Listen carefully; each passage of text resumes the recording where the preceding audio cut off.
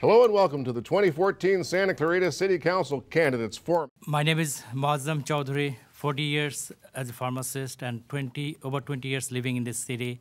And I have my business opened 17 years ago. So I worked throughout all these years to make a lot of employee working for us. So we made generated some job, and even I worked with other businesses like cleaners I opened about 17 years ago. So I was with the small business for a long time, tried to stay with the small business from ground zero to now is still we're running up and running. So my profession is a pharmacist, and I got the master's degree in pharmacy, and I'm operating 4 pharmacies, 2 in this valley and 2 in other valleys. You might ask why I'm running for the office. Yes, I don't have the years of political experience my fellow candidates have, and yes, I may not have been directly involved in some of the pressing issues of our city, and yes, I may not speak as eloquently as the others, but what I have is the passion and drive to make a difference. I can bring new perspective, new ideas to the table with a forward-thinking approach. I can think outside the box, I can give unbiased opinions, and I can certainly add diversity to our community. Thank you. Do you think we should change anything about the structure of the current form of city government? For example, the number of seats on city council, having an elected mayor, having city council members elected by district, etc.? At this moment, I prefer the way it is selected mayor by the rotation basis, and number of councilmen, to me, it looks fine for now. In the future, if we think of the Santa Clarita Valley as a county, like Los Angeles County, then maybe we can think of making more number of councilmen increase. And that time, maybe we can think of the district also. The city is looking at a billboard proposal from Metro. What do you think the city should do about this? Beautification at the cost of what, that we have to look first. Then we have to look at the small business owner. They should have a voice.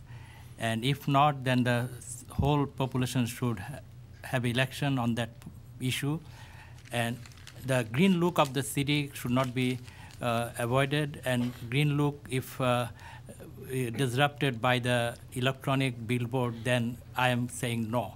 And at the end, what I say that if it is benefited for the small business, then I'll support. If not, it's not going to be supported by me. Thank you. Should the Santa Clarita Valley's emergency winter shelter be available year-round to serve the entire Santa Clarita Valley population? And if so, where should it be located? We should have a well-thought planning on this issue of the emergency winter shelter, and for whom? If it is homeless, then we must think of the permanent solution. Second, we have to think of rehabilitation. We should not just provide, but at the same time, we have to have some planning for the future so that they can be rehabilitated some way or other.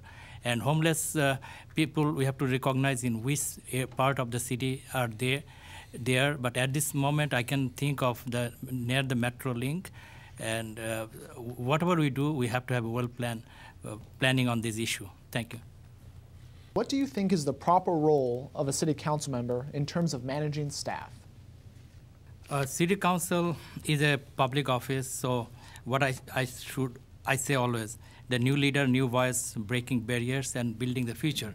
On that basis, city manager should handle the managing the staff, and staff should be needed support to the city council.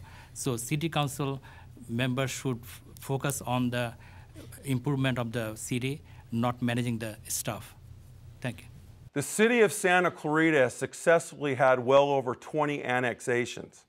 At times, annexations are revenue neutral, meaning they don't cost the city anything. Other times, the annexations bring money to us as a result of increased sales tax, and there are times we'd actually lose money. Would you vote yes or no to annex Stevenson Ranch, West Ranch into the city of Santa Clarita? I strongly support the annexation.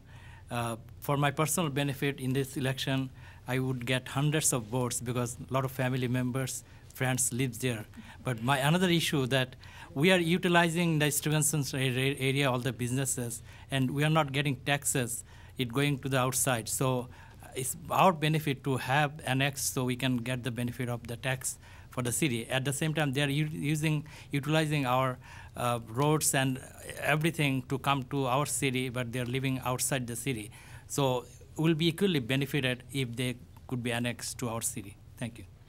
In order to encourage economic growth, the city regularly supports businesses with either tax incentives or subsidies to bring more jobs to Santa Clarita. If elected, what types of these incentives or subsidies would you propose? I had suggested before about the STEM center, means science, technology, engineering, and math. If we can develop, we can train a lot of skilled professionals in this city so that other small businesses can be benefited. Also, the big business can be attracted to our city. And number two is that we have to look for the federal funding. That's what there is available. Just we have to work on finding those and bring the right project in the city, and sure we can get some funding from the federal government and the state. Thank you. When is it appropriate for the city to use public tax dollars to support services that the county is responsible for funding? Can you provide an example? Can you repeat the question, please? Sure. When is it appropriate for the city to use public tax dollars to support services the county is responsible for funding? And can you provide an example, if so? The time will be when we have enough fund available so that we can have a long-lasting program continue. Because if we have less funding and it's not, the funding will not be available to continue the process, then I think it should not be started without the county support.